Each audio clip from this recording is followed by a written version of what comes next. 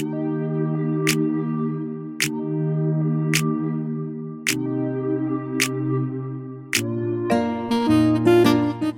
ni zan shiga daga ciki. Baby ba na so ki tafi, da kin jira mun yi maganan nan? Baby, me yasa ka fiye nana ta magana ne?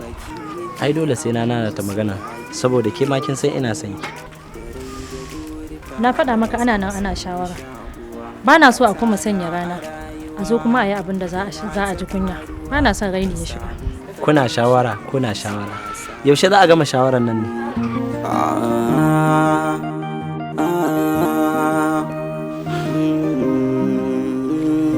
Wai na ka shiga ne? Amma ina gidan su Azima. Akan maganan nan ne dai na je. To amma dai ta gaya min ta tafi Kaduna gidan kawunta. Amma insha Allah ma tana kusa da dawa. Inna lillahi wa yau ba.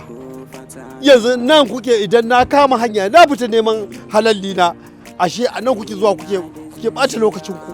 Daga ɓangaren gidan su yarinyar ne suka ƙara mana har wata 2. Da ni na fi son in ka shiga daga ciki. Shi ya zama silar barata.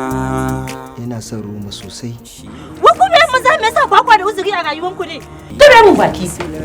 Sakarai. Na bi soyayya da gudu.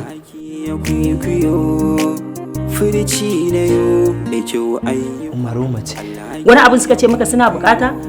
Ko siyarda suka gindaya maka wanda yake in na kuɗi ne ko menene? A shirye nake da in maka dan faranta maka. Gaya mun menene? Uma wane ne mahaifina?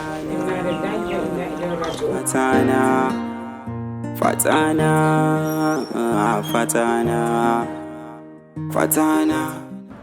Mutum da nake a rayuwata ban taba tunani ba kuma ban taba kawowa a raina cewa akwai ranar da za ta zo ki furta kalmar gori a kaina ba.